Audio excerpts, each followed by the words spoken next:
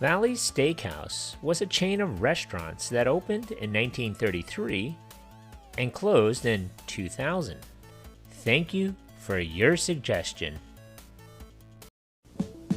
Come on and taste a real good time at Valle's. Come on and bring the family down to Valle's. It doesn't cost a lot to taste the best we've got. Everything's fresh here, the menu's the best here. Come on and taste a real good time at Valle's.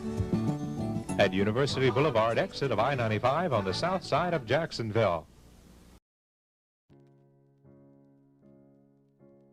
Valle's Steakhouse began as a 12-seat cafe in Portland, Maine in 1933. The cafe was purchased at the end of Prohibition by Donald Valle.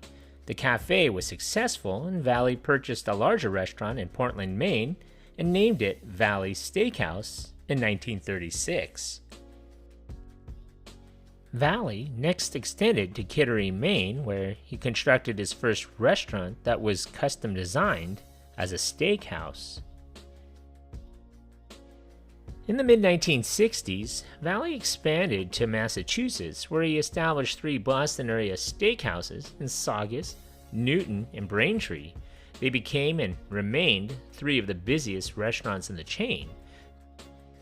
These Boston area restaurants alone were serving over 12,000 lobsters each Friday night as part of their Double Lobster Special, and the chain was serving over 40,000 lobsters a week. Valle's Steakhouse operated as a full-service, high-volume, low-margin restaurant that emphasized prime steaks, fresh seafood, and Maine lobsters.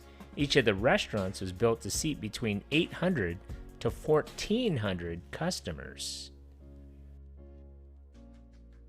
A large wait staff trained to provide prompt service allowed for a fast turnover of tables by keeping the average dinner time to less than 1 hour. Valle's was able to keep its costs down because they bypassed regional meat suppliers and established exclusive agreements with Swift & Company in Chicago, which shipped beef directly by railcar to his main restaurants. Vertically integrated, most of the company's beef originated from Valle's own ranch in Wyoming called the Circle V. Valle also invested heavily in making his restaurants efficient. His business model emphasized food over liquor with food. The company was even able to go public on the New York Stock Exchange starting in 1968. By 1969, Valle's was serving over 200,000 customers a week and had 1,300 employees on its payroll and had created and issued over 6,000 of its own credit cards. By 1970, the company had expanded into Rhode Island, Connecticut, and New York, and was experiencing record earnings growth. The success of the company attracted a buyout offer from the Campbell Soup Company. At the time of the offer, Valle's was operating 12 restaurants in Maine, Massachusetts, Rhode Island, Connecticut, and New York, and had 5 additional restaurants being developed.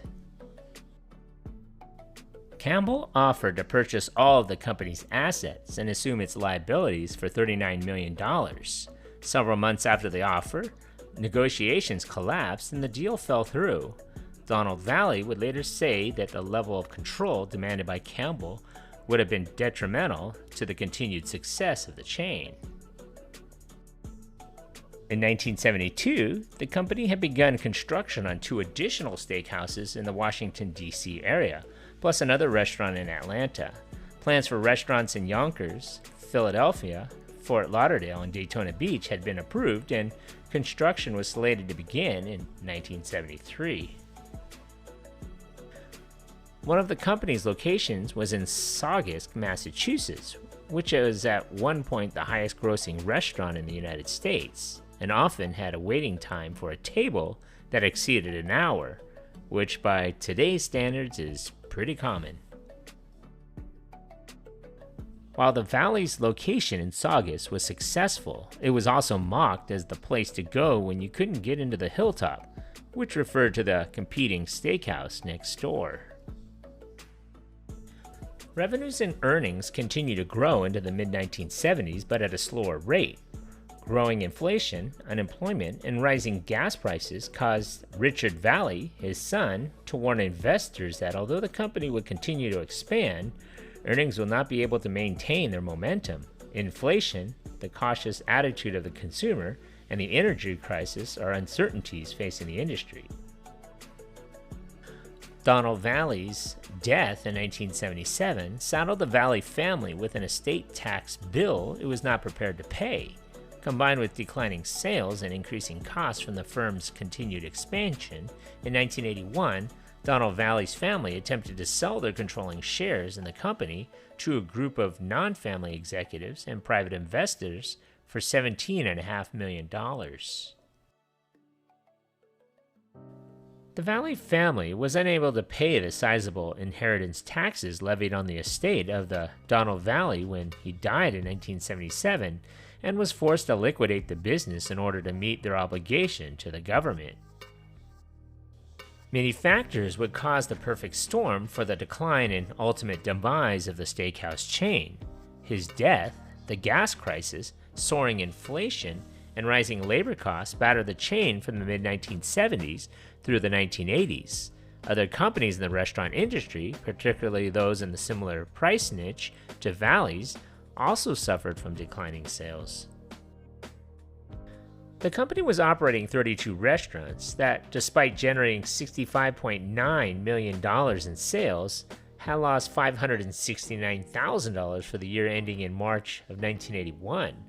Prior to the finalization of the buyout, Valle's had already begun to close restaurants for its first time in its history. After the buyout, the chain continued to sell off properties. Between 1982 and 1984, the company sold all of its Florida locations, none of which had been open for more than 7 years. By the mid-1980s, some of the company's largest restaurants outside of Florida had also closed. The Valle's in Kittery, Maine, which was the first custom-built restaurant in the Valle Steakhouse chain, was among the last to close in 1991. The Kittery location still stands, but is no longer a restaurant. The last Valle Steakhouse closed in August of 2000. So what do you remember about this place? Leave a comment or a suggestion for a future video below. And if you haven't already, hit that like button and don't forget to subscribe to my channel. Thanks for watching.